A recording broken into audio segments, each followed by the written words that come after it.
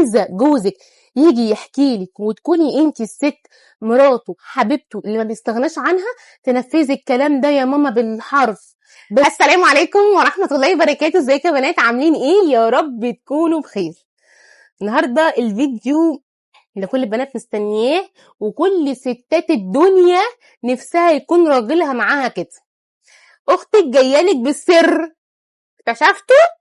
قلت ما معزوش عليك. ايه هو بقى السر او ايه اصلا اللي احنا جينا بنستناه؟ ازاي تخلي الراجل بتاعك يحكي لك كل حاجه، يقر. ازاي تنيميه تنويم مغناطيسي وتعرفي منه كل حاجه. ازاي تثبتيه وهو نايم كده ويحكي لك ايه اللي حصل وايه اللي وصل. ازاي تعرفي راح فين وجه منين. وده السر يا اختي، ده السر اختي اللي جايلك بيه الفيديو ده. يعني يا رب يا رب يا رب ما في رجاله تسمعوا. انت النهارده في الكومنتات هتقولي ايه الجمال ده، ايه الروعه دي، ايه الحلاوه دي كلها. فلو انت بقى مهتمه بالفيديو اختي، لا انا عايزه تفاعل تفاعل تفاعل. بشوف الشير، انا عايزه الشير ده يلف كل الدنيا. في الخباثه بقى صاحبتك قريبتك كل الناس تعرف الفيديو ده. والله العظيم 3 هتدعولي ولو جاب معاكي نتيجه يا ماما، بس لازم تنفذي بالحذافير واوعي تغلطي غلطه هتروح كلنا في ده. ماشي؟ لو جاب معاكي نتيجه ادعي لي بقى، ادعي لي صلاح الحال. والله. فلو انت مهتمه بالفيديو كملي معايا الفيديو. تعرفي ان الراجل ما بيحبش يتلام، ولا يحب ان هو يتقطم، ولا يحب ان هو يتقطع في الكلام. تعرفي كده؟ تعالي بقى اقول لك ايه اللي انت بتعمليه اصلا عشان تخليه ما يتكلمش حاجه خالص. نقول بسم الله الرحمن الرحيم ونبدا الفيديو بالحرف. عايزه اقول لك ان بصي المحتوى ده هيجيب لك الراجل على وشه. والله اسالي مجرب بقى على طول على وشه، مش هيلحق مش هيقول. ماشي؟ طيب اول حاجه خالص انك انت لازم تكوني الحضن الامان بتاعه. طيب الراجل ما بيحكيش لما بيحس ان هو هيتلام، هيحس ان هو هيتقطم، هيحس ان هو ندم ان هو حكى. يعني ايه؟ من الاخر وبالبلدي خديه على حجرك، سايسيه لحد ما تاخدي اللي انت عايزاه، وبعدين اسمعيه من غير ما تقطعيه. دي اول حاجه، من غير ما تقولي له اي كلمه، خلي فيه هدوء. وبعدين طب وايه اللي حصل؟ طب طمني عليك، انت كويس؟ سيبك من كل ده، سيبك من اي حاجه حصلت، انت اهم حاجه نفسيتك حلوه. طب انت متضايق؟ انا يهمني نفسيتك. وانت يا بت بتغلي من جواكي، وانت يا بت مش قادره، وانت عارفه اللي هو مش مستحمله هموت، بس لا، نفس هادي بالراحه. طب اهدى، كل حاجه هتتحل. طب خير، ايه اللي جرى، ايه اللي حصل، ايه اللي وصل. بالراحه، لا تقطعي بكلمه ولا تنصحيه في وقتها، وبهدوء خالص. اوعي تعلقي على اي كلمه بيقولها، اوعي تعلقي. دينا دي حماتي قالت له عليا كذا وكذا، هو جاي يحكي لي وشاي. طيب خلصت؟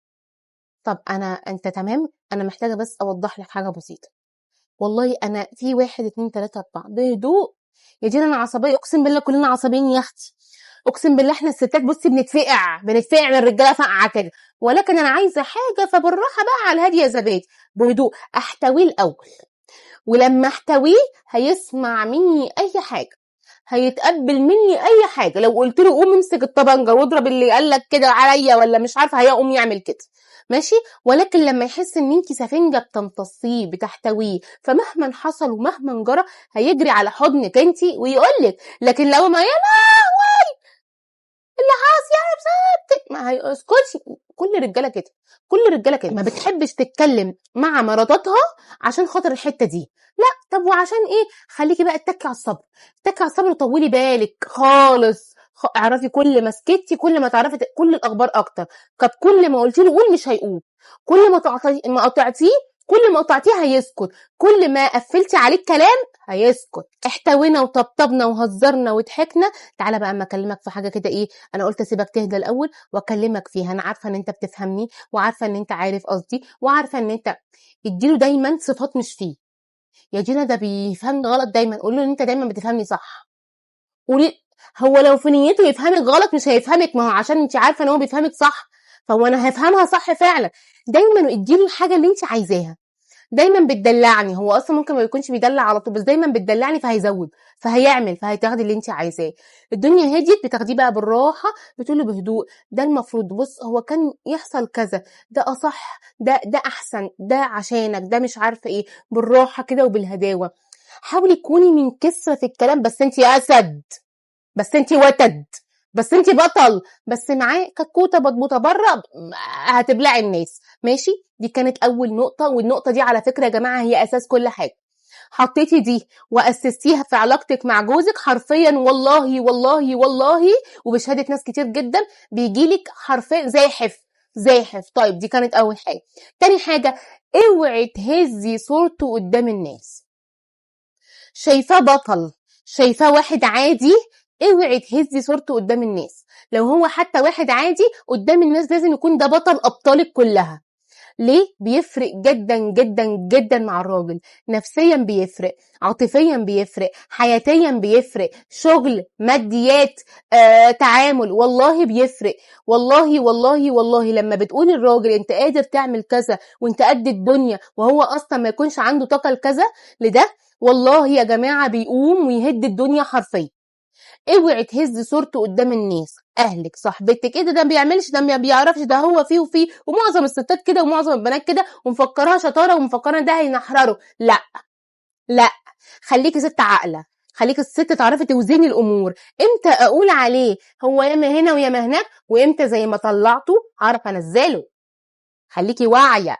يا تينا انا نفخت فيه وشاف نفسه، لا تعالى اما انزلك بقى، مش انا اللي طلعتك، انا اللي هنزلك برضه. فاهمه؟ فانت لازم تكوني ست ناضجه.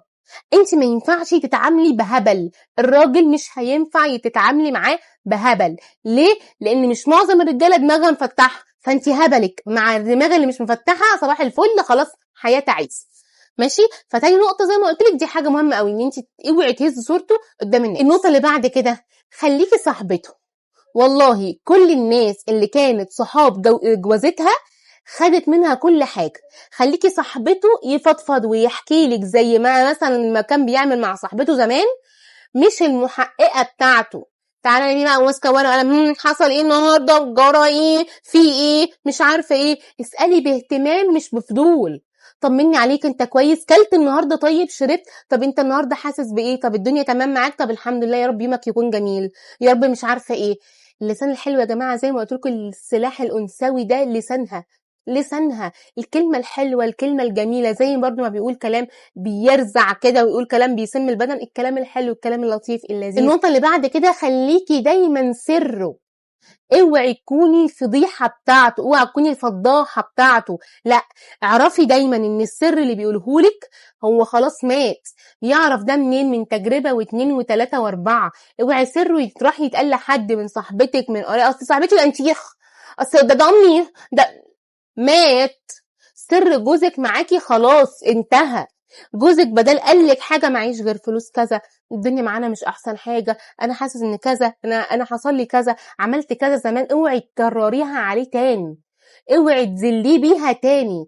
الراجل لو انت عملتي كده حرفيا والله يا جماعه بيبعد عنك بعد ما بيفيهوش رجعه، وبيبقى مش طايقك ولا عايزك مهما عملتي بقى، مهما اتنططتي، خلاص كده مات بالنسبه له، الموضوع ده مات. دي مش سري، دي مش اماني، دي مش اللي اقدر امنها على حاجه. ماشي. فاوعي تكوني الفضيحه او الفضاحه بتاعته، خليكي دايما سر، والحصاله اللي ملهاش قرار.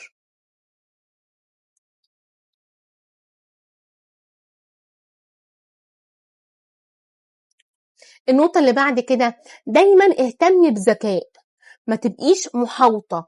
اهتمي بذكاء، يعني ايه؟ من وقت للتاني عامل ايه، طمني عليك، طب خلاص سيبي له براحه. وفي نفس الوقت دايما سيبي عنده اسئله فضوليه، دايما اسالي عنده اسئله مفتوحه ان هو يرد عليكي، ما تقفليهاش. تمام. دي برضو حته ان انت تهتمي بذكاء، دي مهمه جدا، وهبقى اعمل لك عليها فيديو مخصص اكتر عشان تعرفي تعملي ايه. طيب النقطه اللي بعد كده، ودي اخر نقطه وبتفرق جدا، افتخري بيه وادعميه. لو عنده مشروع ادعميه، لو ناجح في حاجة افتخري بيه. الراجل بيحب كده كده جدا، دايما بيشوف الراجل ان عمله وشغله وحياته ودنيته دي اكتر حاجة مهمة، انجاز في حياته. فلما يلاقي شريكة حياته بتفتخر بده وكمان بتدعمه في ده، والله هتدعيلي. والله العظيم 3 هيشيلك على كفوف الراحة وبكرة تقولي دينا قالت.